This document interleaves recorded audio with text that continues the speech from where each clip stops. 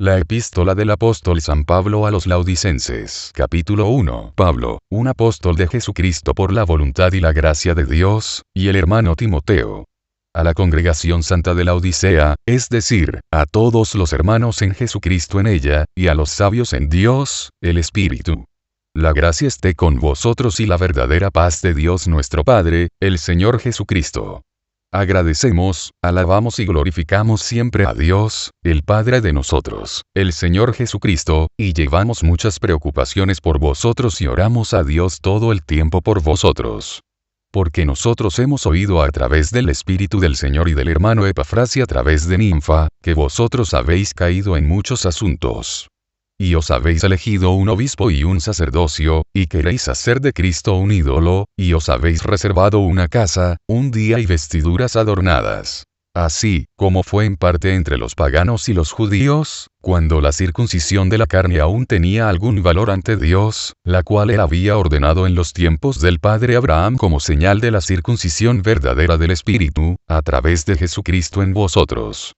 Pero ahora os hago saber, a fin de que conozcáis, qué lucha yo tengo que sufrir por vosotros, los que habéis y los que no habéis visto físicamente mi persona, y para que vosotros seáis fuertemente exhortados en vuestros corazones y queráis concentraros en el amor, en el cual se encuentra toda la riqueza del conocimiento verdadero para reconocer el gran misterio de Dios, Jesucristo, en quien están, pues, escondidos todos los tesoros de la sabiduría y conocimiento espiritual. Pero por eso yo os exhorto para que nadie os seduzca a través de discursos racionales y adornados a través de las filosofías de los paganos, puesto que el razonamiento es también propio a los animales, así como la filosofía a los paganos que hacen sacrificios a los ídolos muertos. Pero vosotros habéis sido comprados para el Padre a través de la muerte de uno hacia la vida eterna en Dios. ¿Cómo podéis vosotros consagrar vuestro corazón, que fue vuelto santuario del Espíritu Santo, otra vez al espíritu de la muerte? Si bien no estoy con vosotros físicamente, estoy, sin embargo, constantemente con vosotros en el Espíritu, mediante el poder de Cristo en mí, y veo vuestra fe y vuestras obras, y por eso quiero seriamente advertiros y mostraros, cómo algunos de vosotros queridos hermanos, han caído en una gran torpeza, pues conozco sus falsos motivos y sé lo que ellos quieren.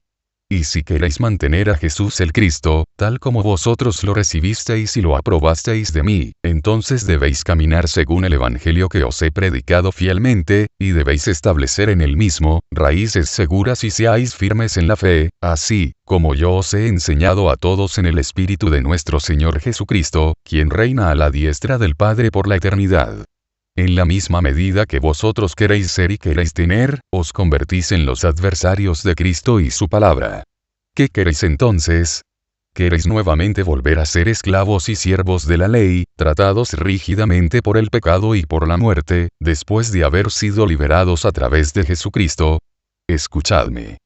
Yo os digo.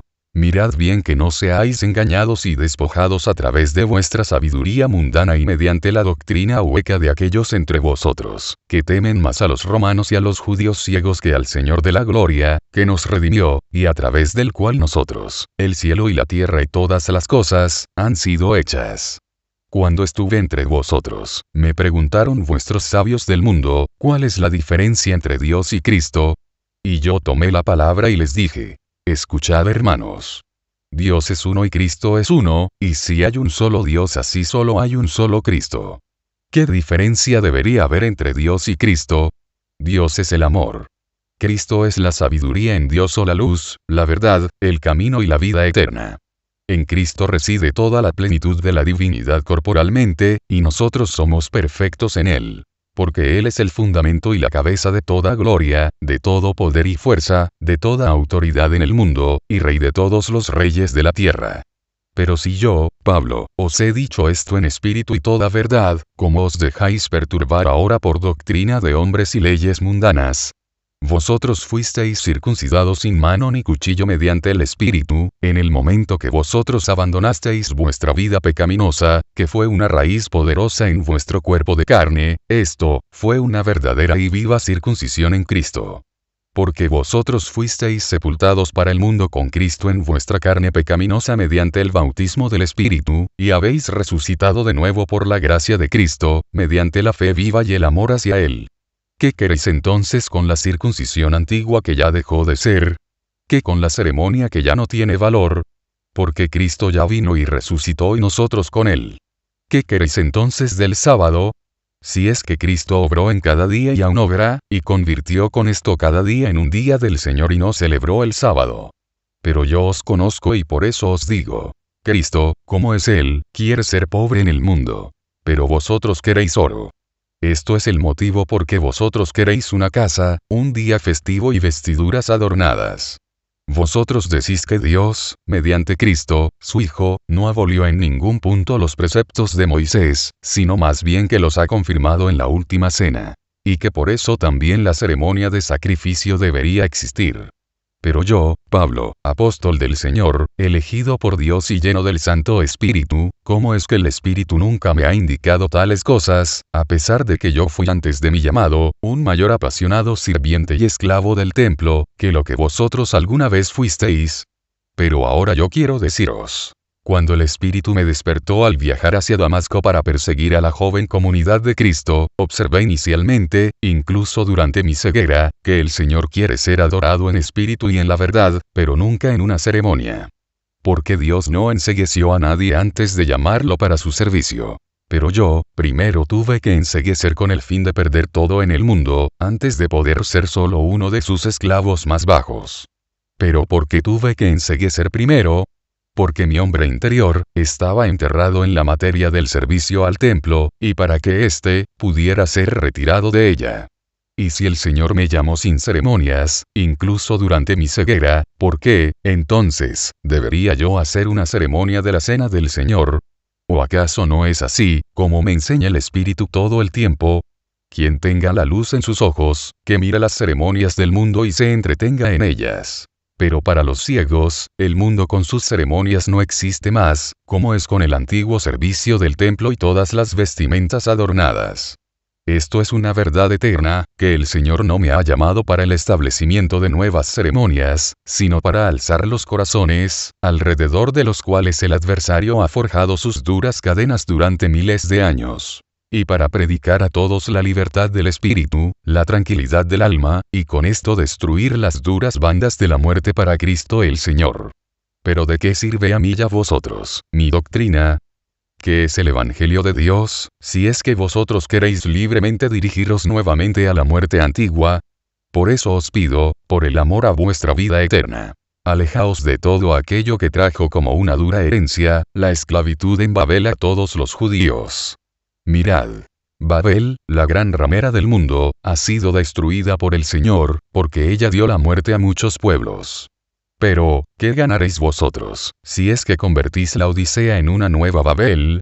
Por eso, abandonad todo lo que quiera traer de nuevo el horror de la destrucción, de lo que Daniel profetizó cuando estuvo en la sagrada ciudad. Pero Cristo os ha dado la vida, porque estuvisteis muertos en vuestro pecado, es decir, en el prepucio de vuestra carne, y os ha perdonado de todo pecado que habéis cometido en el templo por causa de vuestro prepucio. Él destruyó el manuscrito de sangre en contra de nosotros, que surgió mediante las doctrinas del mundo, y nuestros nombres estaban anotados en la escritura del libro del mundo, en el libro del juicio, es decir, en el libro de la muerte, clavándolo en la cruz. Entonces, ¿por qué queréis vosotros ahora retirar nuevamente el manuscrito de sangre que fue destruido por Dios mismo y archivado en la cruz del juicio, en la ignominia, en la maldición y en la muerte y reemplazar vuestro nombre en Cristo con el antiguo que fue escrito con sangre en el libro del juicio? Oh, necios, ciegos de toda necedad. Vosotros habéis sido liberados en Cristo y ahora queréis ser nuevamente esclavos y siervos del pecado, del juicio y de la muerte. ¿Acaso no habéis oído nunca que aquel, que ha sido crucificado, es maldito? Pero Cristo tomó sobre sí vuestra vergüenza, vuestra ignominia, vuestro pecado, vuestra condena y vuestra muerte y se dejó crucificar por vosotros en la cruz, como si fuera un maldito, con el fin de procuraros a todos vosotros la libertad plena ante Dios. Y para que vosotros caminéis en honra, Él tomó vuestra vergüenza e ignominia y la llevó a la cruz. Oh, ¿qué es lo que os ha seducido a vosotros, que habéis obtenido la vida en Cristo, para que queráis otra vez entregaros de nuevo a la muerte? ¿Cómo debo compararos, para acertar, como una flecha en el blanco? Sí, vosotros sois como una meretriz que arde en su carne, que vive en la ciudad y todavía es hija de una familia honesta. Escuchadme, y grabadlo bien en vuestras mentes. ¿De qué le sirve a la meretriz su buena ascendencia, si es que su carne es más lujuriosa, que la grasa de una cabra expiatoria bien cebada? No correrá dentro de su habitación de un lado a otro por el ardor de su carne y pronto asomará a través de la ventana medio cuerpo y lanzará miradas lujuriosas hacia todos los lados para poder encontrar a que pueda satisfacer los deseos ardientes y lujuriosos de su carne. Y cuando lo vea, le mostrará sus deseos mediante el frívolo ardor de sus ojos, y dentro de su pasión, pecará con él 10 veces más que una ramera con sus amantes en el lecho de la vergüenza. Mirad, oh, vosotros los de la Odisea, esto es vuestra imagen. ¿Sabéis lo que hará el novio honrado, aspirante a desposarse con tal mujer cuando pase delante de su casa y la descubra en su lujuria vergonzosa? Él la sacará inmediatamente de su corazón y de su boca y no la volverá a mirar, aun si ella cayera en una gran miseria. Lo mismo os hará el Señor. Porque Él os ha edificado un templo nuevo y vivo en vuestros corazones, es allí donde vosotros debéis esperarle. Pero vosotros despreciáis el templo, a ese lugar sagrado, y corréis por pura concupiscencia mundana a la ventana de la condena, y queréis fornicar con el mundo debido al oro, a la reputación y a la avidez de dominio, porque vosotros estáis con voluptuosidad de todo esto. Pero yo os digo, el Señor se retirará y os dejará a la merced de toda fornicación de la antigua condenación y muerte, si es que vosotros no retornáis inmediatamente y no abandonáis por completo a vuestro autoelegido sacerdocio, a vuestro templo, a vuestros días festivos y vuestras vestiduras adornadas. Porque todo esto es detestable para el Señor, al igual que una meretriz que arde en su carne, que en su corazón, es peor que 10 rameras de Babel.